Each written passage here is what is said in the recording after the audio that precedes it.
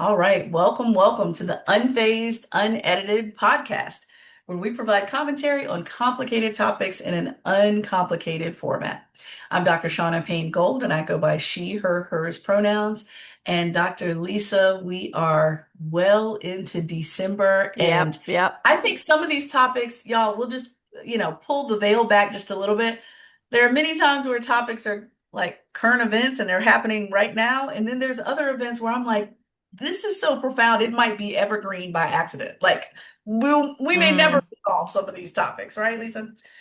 Yes, and there's even if the topic is happening in real time, I think the kind of kernel of truth or discussion or learning that is embedded within them is always evergreen because I Always. doubt I doubt what we've talked about over the last 11 months will be the only time we're going to be talking about these things in the next couple of years. Yes, there's nothing new under the sun. We're gonna probably repeat it just in a different context with different characters and players. So here Hmm. we are. Hmm. But all right, well, let's get into the word of the week. All right, so y'all can go ahead and just laugh Hmm. along with Lisa as we have this conversation on a regular basis. Yep. Yeah, for those that are professional when it comes to podcast production and deciding what you're going to include, not include, etc. Yeah, we usually have like a fork in the road that comes back together when it comes to the word of the week because Lisa says, "Oh, should we have to define that word?" And I say, "Unfortunately, yes." Even though I Yes. wish we didn't have to. Primarily because I have very little faith that folks either know the definition of terms that we use regularly, or we're simply using different definitions and we haven't clarified that we're using different Hmm. definitions. And so Hmm. today we're going to get into transparency, and it does connect here in a bit, but transparency. Now, when we think about this in business and other organizations, it usually means being honest and forthcoming. And that's with employees, customers, stakeholders, community members. This gets tricky though, because leaders in those contexts, they have to make choices on disclosing knowledge and information about whether it's their company, their churches, their community centers, their government, of course. There you go. And so they have to make decisions about what's shared and what's not shared so that others can make informed decisions, right? Well, this gets interesting because there isn't just a binary to transparency where you know everything or you know nothing. But it's those very real, moving, volatile context where you might not get the timing right, even though you always had intention on sharing certain information, or you're holding on to certain information because you don't want to jade a stakeholder or group because there's hope that something else will change for better or maybe for not. And so, Lisa, the reason why I bring up this word transparency is because I remember being in certain roles as far as a leadership team or a committee and so forth, where we were literally spouting out information as soon as we had it. Like we couldn't have shared it any earlier, but still were accused of not being transparent. And so that for years has had me guessing as to not if an individual or group is transparent or not, but to what extent and how quickly the response rate to that. So I'll just leave that there when it comes to transparency. But Lisa, I'm sure that you've probably grappled with transparency in an organization that you've worked with, or Hmm. lack of transparency. How does that definition land on you? Yeah, and I mean, I think your point is well taken that what we need to have a shared understanding of what it means to be transparent, because in the example you just gave, you're all Hmm. sitting there saying, "Goodness, we're being as we don't have any other information. We're telling you everything we Oh, have when we right, have it," but right. that still for some people did not feel transparent. And so then my question is, well, why doesn't it feel transparent? I mean, that's also very frustrating. Ah, That's very mhm, frustrating. Um, but mhm, yeah, I mean, I think my organizational experience has been mostly of the non-transparent variety, mhm, for good mhm. and for bad. So, like, I think I'd mentioned this on this podcast earlier this year when, a lot of nonprofit organizations, particularly in the anti-violence space, were having their funding cut left, right, and center, and there's a lot of uncertainty about whether they'd have to lay people off. And so some executive directors had made the choice to just be extraordinarily transparent. Here's everything that I know. And yes, we probably will have to lay people off, but I don't know what that's going to look like yet. Whereas others did what you said, where they kept the cards a little bit closer to their chest, but not nefariously, but rather because they didn't want to create stress and anxiety in their staff members if they didn't have to. And so they carried the kind of the stress and the anxiety. And so there's Yes. a transparent choice and an untransparent choice, but in both cases, the person that made, went in either direction did so because they felt like it was ethical to choose the choice that they did. Mm, hmm Um, hmm but hmm other most often it's leadership in organizations purposefully obscuring the information or Yes. um what is that, like lying by omission, where Oh, you don't yes, yes. provide all the information, and so That's not right. everyone has the full picture, That's right. because yeah, the full picture, the fully transparent picture would be damning or something like that. Oh yeah. Oh yeah. And it's one of Lily Zhang talked about this in their chapter in DI deconstructed on power in these six different forms Mm, of power. But one of the six is informational power. It's what mm-hmm, do people know, what don't they know, what are you holding versus what you're sharing. I dealt with this in a particular organization where, a committee, for example, had been planning an event for months and months and months, and then a week before, a major senior leader would share with them, oh, by the way, I can't be there at this event when they've known for months, which yeah. would have changed everything. Like we're talking about that type of insidious withholding of Mm, information in in a fashion that controls people. yeah, yeah. So it's like, let me keep them busy. And then at the very end, I'm going to control them. They either have to go on without me, or they're either going without me, or they're going to have to change the whole thing. That one particular organization that I'm thinking of tried to force people to come in a couple days earlier, which would have been, yes, at the company's expense, but at their time expense and caregiving and Mm-hmm. so forth. And when people pushed back, it's like, look, you will not be using transparency in such a way that it inhibits the work. But it took like a groundswell and a pattern of behavior that more than enough people noticed to kind of Mm, intercept. So yeah, I think it deserves a conversation because I usually hear it some more does. about it. Yeah. Yeah, and obviously right now we have the most transparent president in the history of the The world. most, the most. We know we know Yep. everything. Everything, everything. Nothing hidden there. Not one thing. Not one thing. Uh, all right, Lisa, let's get into phase one. All right, y'all. Phase one is hitting real close to home, very close Hmm. to home. As many of my friends have been watching the University of Virginia case unfold over the last few months, my friends that didn't go to undergrad with me, that are outside of Virginia, they automatically assume because I'm always talking about my home state of Virginia that I went to the University of Mm. Virginia.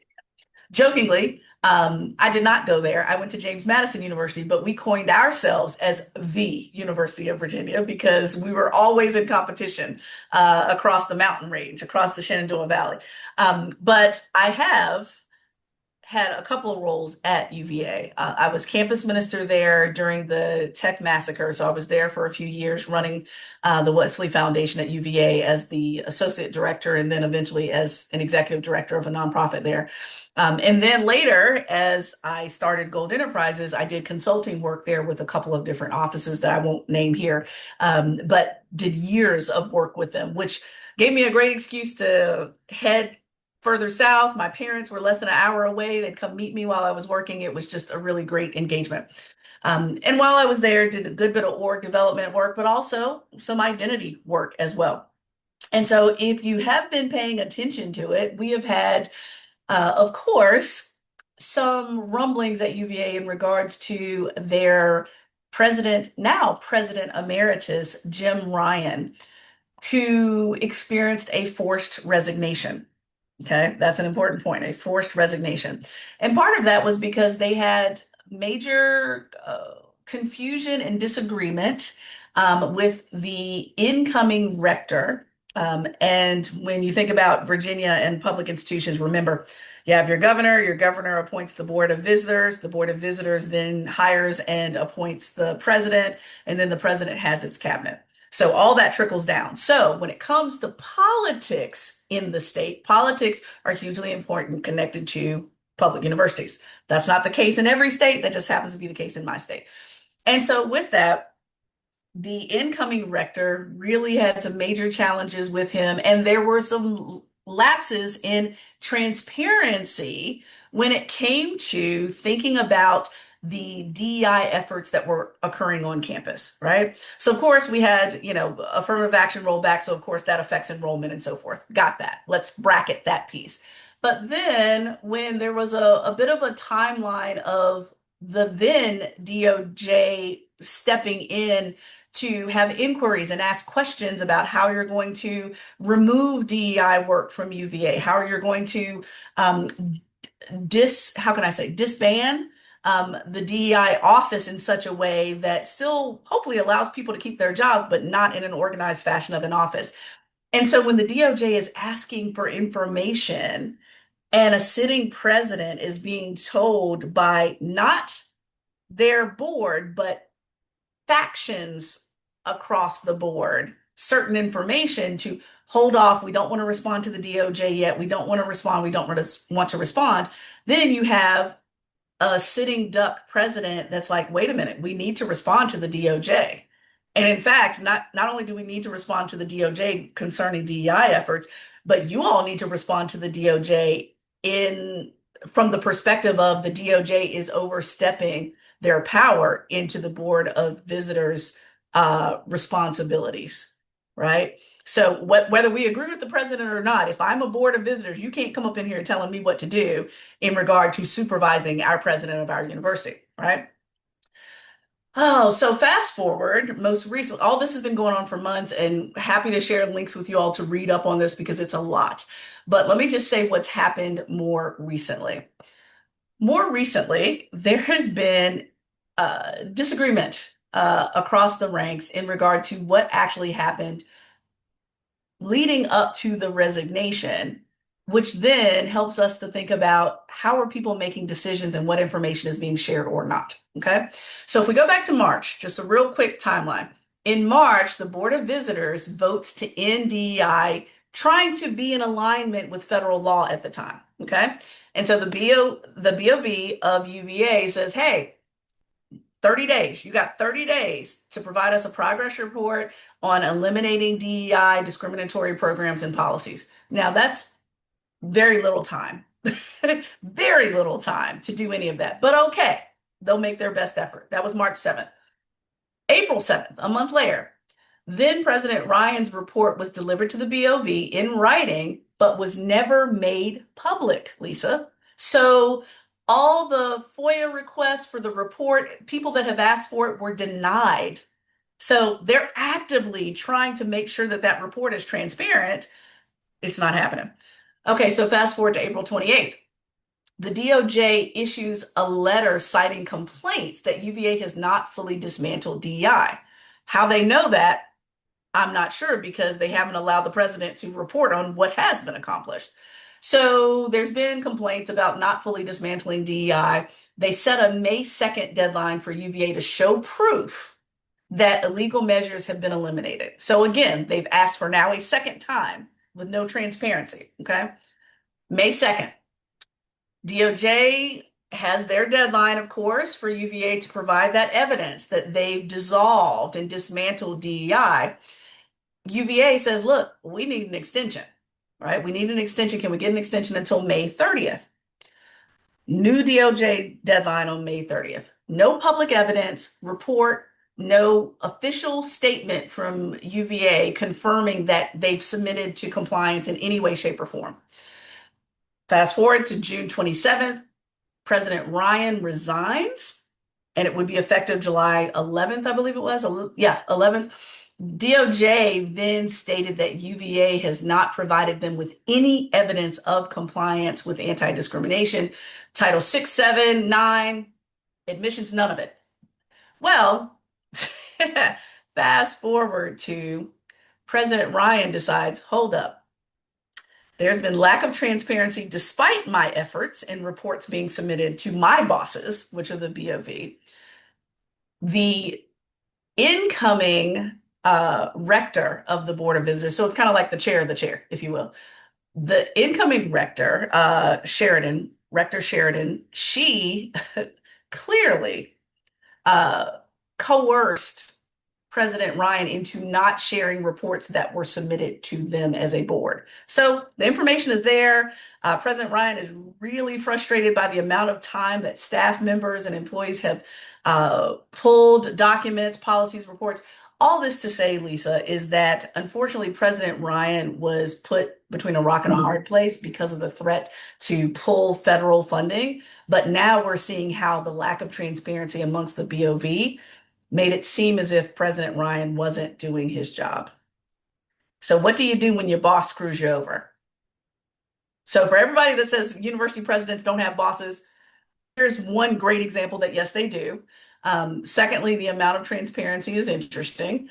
And third, Lisa, I think given you and I having so much of a higher ed background, imagine us being staff members at a university of that size, of that magnitude, with that deep-seated history of freedom of information, of education, and building upon the intellectual legacy of Thomas Jefferson, only to be basically silenced and had cold water thrown on them. I personally think, based on all the documents I've read, and y'all haven't even seen all of them, President Ryan got screwed. He got screwed royally, especially based on the fact that he still had a few years left in his contract, and he was tenured faculty. So you're trying not to get fired, but also do the right thing because then your tenure gets screwed over. And he planned to leave it anyway. He had a daughter that plays soccer and wanted to see her senior year in college. So he was going to leave anyway, but why did it have to come down to this? So that was a whole lot, Lisa. What do you think from the outside looking in, considering that I tried to sum up probably 12 different documents into a few minutes? It's complicated, y'all. Yeah, I mean, I'm kind of tracking, but it helps that I read a lot of his letter because that was the key. That's what blew things back up again this last month was the letter. Because when you said, "What do you do if your boss screws you over?" I thought to myself, "Well, you keep receipts," and that's exactly what he did, right? Because he wrote down all these notes as things were happening, and then he decided to make his 12-page notes, basically a letter that he sent to faculty at the school and other, and it's now published by various news outlets. And so it's interesting because he's like, I didn't have as much time to go through this and clean it up, right? But he outlines kind of all of the stuff that happened and well, I would put that this is probably too gracious, but the quote unquote miscommunication. But the role that Youngkin, right, Governor Youngkin played in all of this, right? And obviously Virginia will turn over and has Governor Abigail Spanberger coming in. So there's also some stuff there that you didn't mention related to seating a new president, what that's going to look like and who should be involved. But the political pressures on this are, I mean, I'm really glad he came forward with all that information and said, kind of F you, I'm not going to stay silent anymore. The other thing that really bothers me is I just get so irritated by this language of quote unquote illegal DEI. It's not fucking illegal, right? Like writing an executive order and essentially a memo from the boss to your employees saying that we don't want any more DEI does not make programmatic steps and policy steps related to diversity, equity, and inclusion illegal. All it does is allow the Department of Education and other entities to administratively penalize you, or and that could be financial penalties. Obviously, is what we're seeing. It just really, really bothers me. And Sherilyn Ifill, who used to be the executive director of the NAACP Legal Defense Fund. She has a Substack and she does a lot of she writes a lot about this. And then obviously the NAACP Legal Defense Fund have been talking a lot about the twisting or turning upside down of this anti-discrimination. And I know this president of UVA is a white man, and that it's not racial discrimination in that sense. But my understanding, Shauna, is that he, for a white male University of Virginia president, he was fairly supportive of DEI at the institution. That's right, yeah. That's right. That's right. That's exactly right. Yeah. And Hmm. so that, so he wasn't willing to roll over, I guess, to some degree. Hmm. I mean, Hmm. ultimately, he got pushed out because of it, and there's a lot of nefariousness around that. So Hmm. I don't know, like, I feel like you have done a dissertation level research into this issue. And I have. I I am have. not that educated on it, but I do remember seeing that letter drop, and I was like, oh my God, I gotta text Shauna. Oh yeah, oh yeah. Well, and not even a dissertation level, but just having tracked for months and months and months.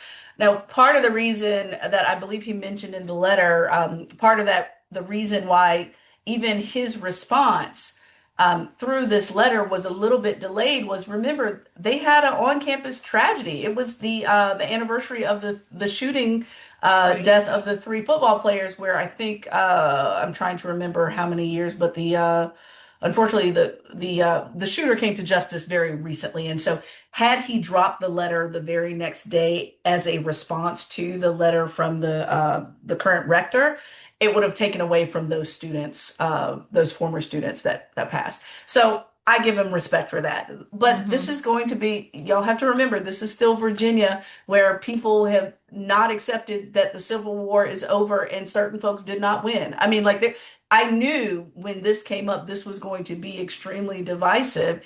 And unfortunately, any leader was going to have to somewhat fall on the sword, because think about the threat. Yeah.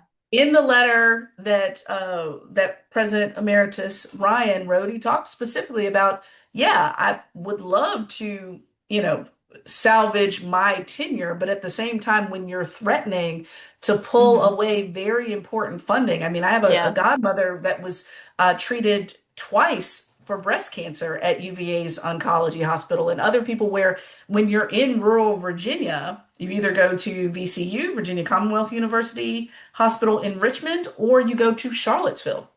So if you have any medical concern, when someone says, "Hey, I'm going to Charlottesville," you know it's pretty serious, because they're the best of the best in the state.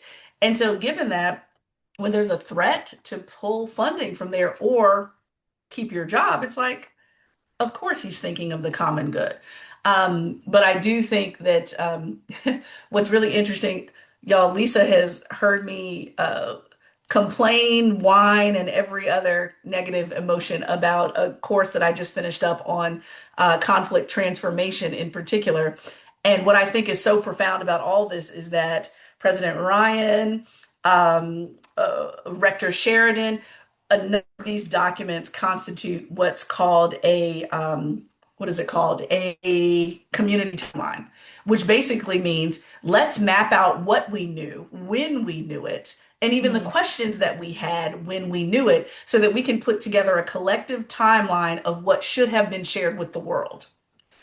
And I felt President Ryan did such a masterful job of naming what he knew, what he didn't know, what he was allowed to share, what he wasn't allowed to share. And then the final paragraph of the letter was, here are questions that I'm sitting here months later that I still don't have answers to, Mm. right? Yeah.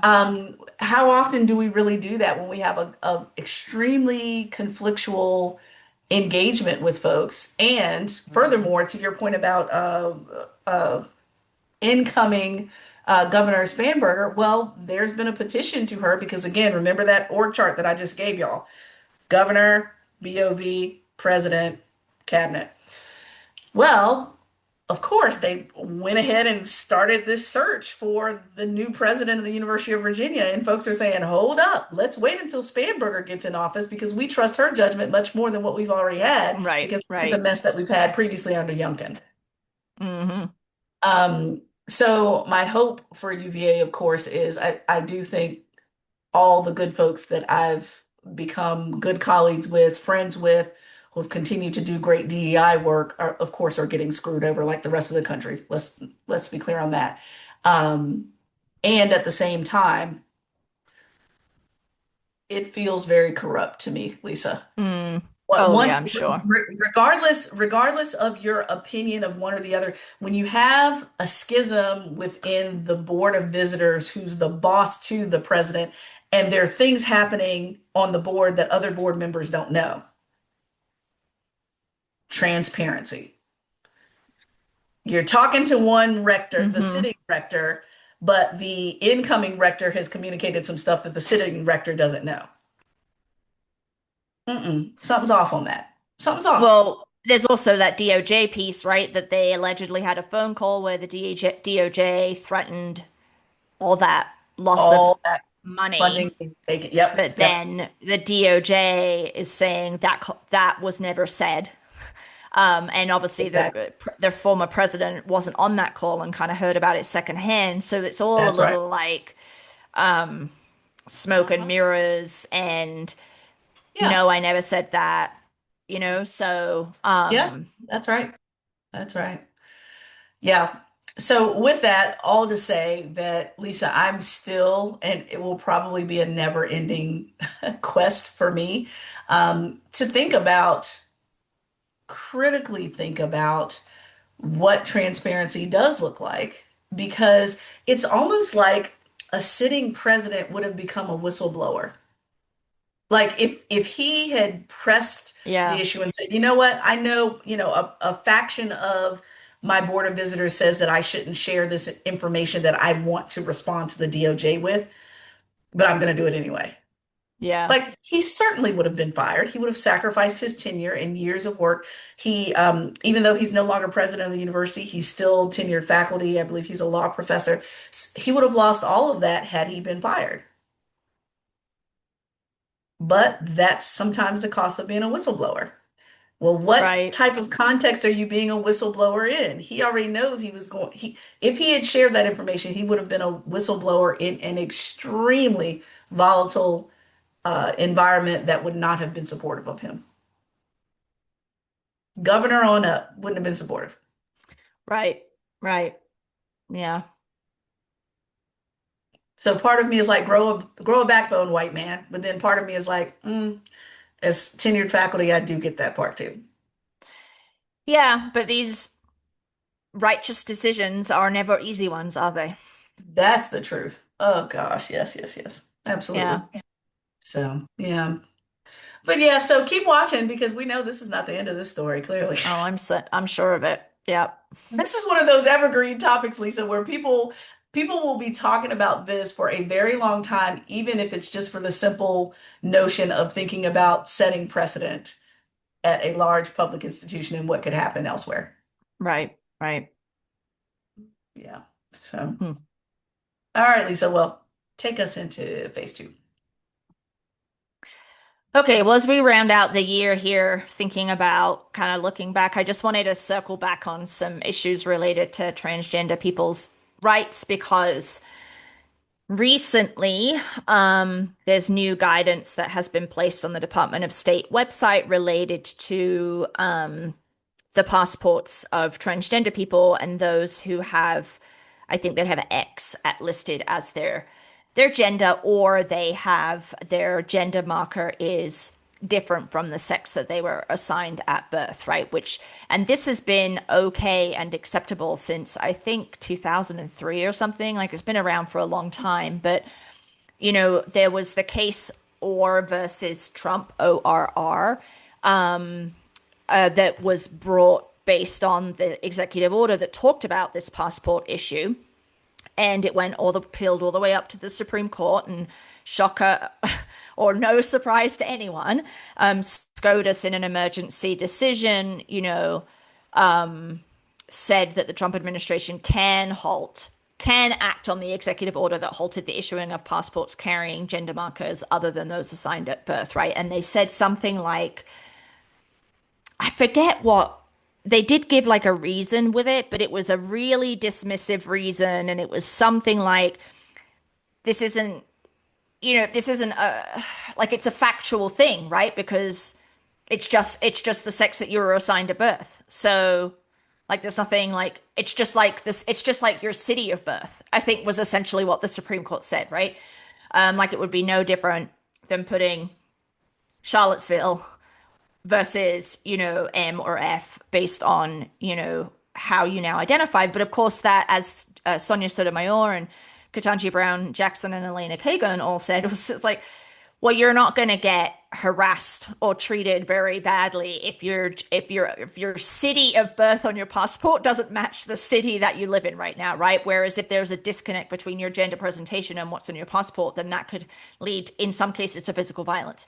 Anyway, so now all of that has trickled down to the Department of State, and there's some concern that this reality might lead the Department of State to actually revoke transgender people's passports, so actually take them away, right? Because if your passport is currently valid, you don't need to immediately get that gender marker changed. It's only when you re-up your passport for another 10 years that you would need to do that. So, but if I have 5 years left on my passport and my gender marker is not the same as what it is as I'm assigned at birth, then I think there's some concern by LGBT advocates that that could lead the State Department to revoke my passport, right? So that's all kind of bubbling up because that just happened a couple of weeks ago related to the website change. And they do have an FAQ on the website, but I still think it's a little vague. But in general, I just wanted to also bring back up, as you all remember, there was the Scarametti Supreme Court case that upheld the ban on gender affirming care for trans youth in Tennessee based on the fact that it wasn't a violation of the Equal Protection Clause. It wasn't sex discrimination, right? Because they were just limiting a medical procedure, and that medical procedure was limited for everyone, regardless of their gender identity. But kind of connected to that, and these two executive orders that Trump issued related to there only being two sexes and the elimination of gender affirming care for young people, the DOJ has now been, for several months, investigating various hospitals across the country in relation to their provision of gender affirming care.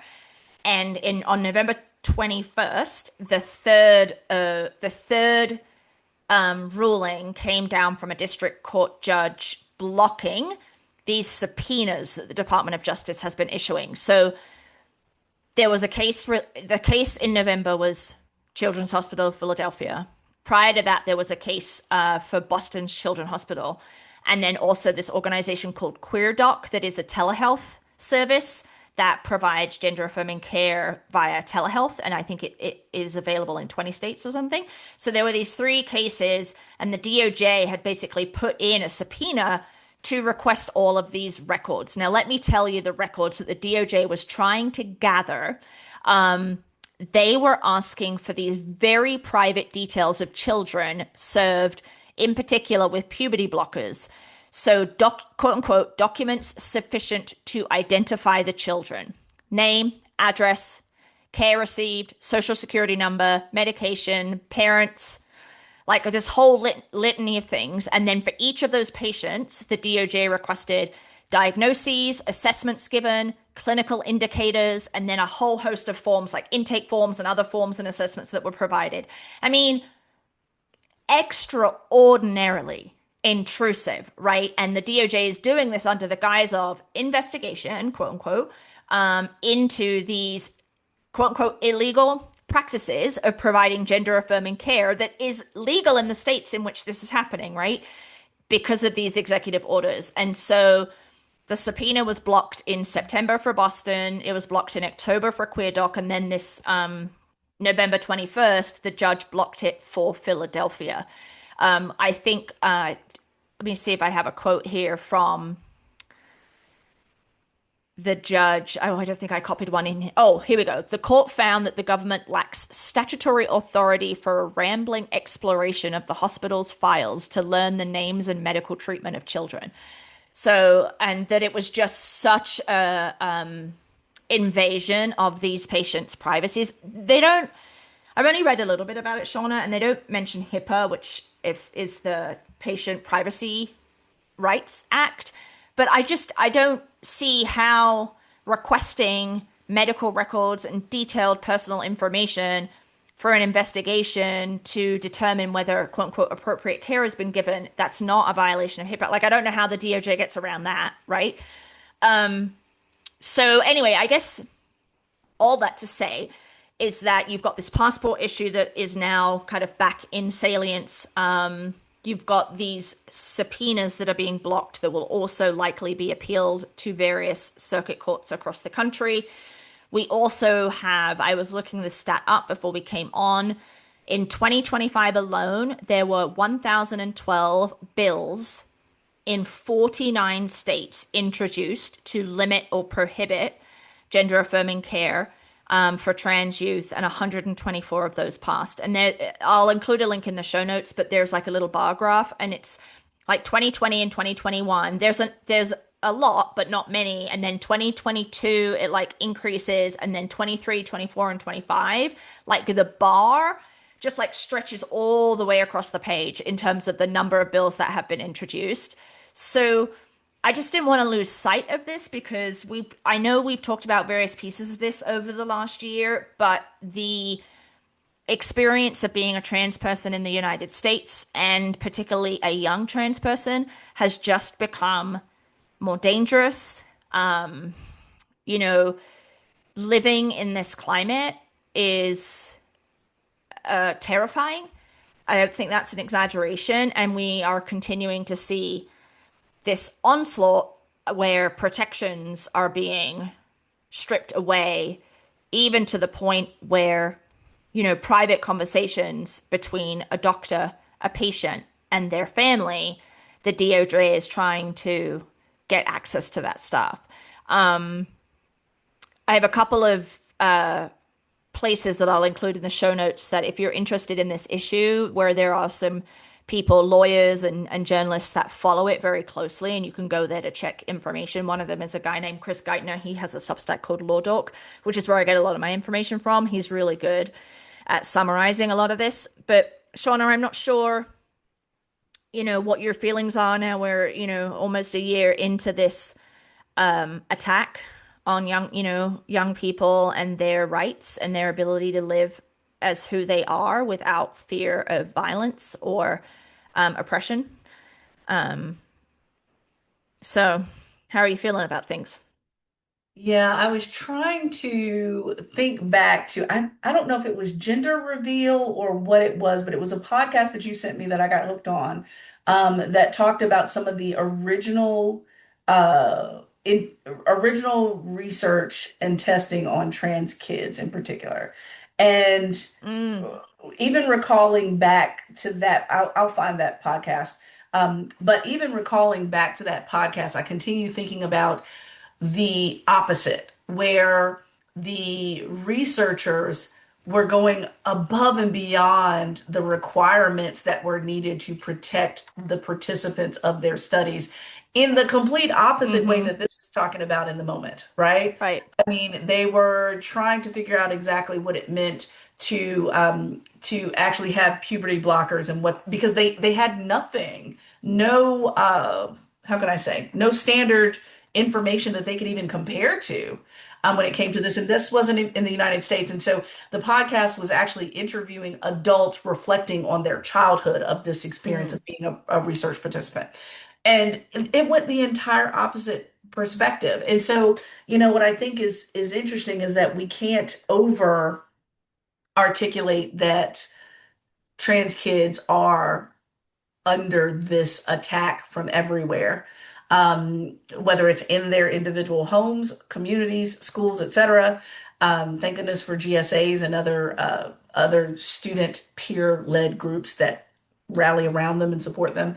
Um, and at the same time, Lisa, what I really think is powerful is that it's it feels like same stuff, different day, because this sounds hmm. very familiar compared to what RFK Jr. was trying to do with these autism records and Right. Right. document. It just sat, and I'm not trying to play oppression Olympics, because I don't, that's not my intention. My intention is showing that again, there's nothing new under the sun. They're using the same strategy with Right. different groups to see who's going to resist or not, because that was one of my biggest concerns was no, I don't want my children's records to be open to anybody. I don't care what it is, but Right. especially if it's going to further compound the already existing oppression they have as young Black men. Not doing that. Hmm. And so it just feels like it's the same stuff, different day, different target group, that unfortunately unwinds a lot of protections that people worked a very long time to implement. So I'm going to try to find that podcast, Lisa, that you sent me, but it was a really powerful one because it goes back. And I think what's really interesting is that for those that don't know a lot about the trans community, it helps to humanize this understanding of they just wanted to feel normal, right? Right. These adults who happened to be kids at the time knew they were not being treated normal, nor could they feel normal, and they were in fact being ostracized and oppressed because they didn't feel normal in the bodies that they were in, and the fact that they were getting pressure from home, from school, from where have you. And the most supportive and protected people that were protectful of them happened to be the researchers because they had such a high standard of values, Yeah. a high value of standards that I don't see here. Yeah, it's just I mean it's all done same with this database of kids with autism, right? Or people with autism. It's like Hmm. all done under this guise of we're trying to help, we're trying to protect you. This kind of paternalistic, there's only one right way to do these things. Yeah. Yep. And shocker Yep. that parental rights don't count for shit when it comes to supporting your kiddo with gender affirming care, but they really count when it Mhm. means ex preventing teachers from reading a book about two male penguins and their family, right? That's right. That's you exactly know, right. Yes. and so Yes. again, Yes. I know we've talked about the hypocrisy, but the damage, like the real damage that is being done. So in terms of if this is an issue that is close to your heart or of concern to you, we're coming to the end of the year. Often people make charitable donations at the end of the year. Then I would encourage you to find either a local or national organization that supports transgender rights, that is perhaps a legal fund that can assist some of these families who might be wanting to fight back legally against restrictions that they're experiencing and trying to support their family members. Anything you could do in your local school district. I think I was reading on one of these websites that I'll include in the show notes, 40% of trans youth live in states that have limited or prohibited gender affirming care and are kind of ratcheting down the ability for these kiddos to express themselves as they feel is right and to thrive in a way that, cisgender kids are allowed to do every day. So, thinking about that, if you're not living in one of those states, are there organizations that are providing mental health services and other support services to children who are in those environments, and maybe their families aren't able to afford to support them? I'm just kind of riffing here about possible things, but I would definitely suggest, if that is something you care about and you have the financial capacity to do so, then end of year donations could be really promising or helpful to a lot of people who are, because this isn't going to let up. I don't see No. 2026 being better. And these judges are bulwarks, right? They're standing in the way. They're saying no way. But, the DOJ just continues to appeal. And I have absolutely zero faith in the Supreme Court about That's right. the ability for these kind of lower level Mhm.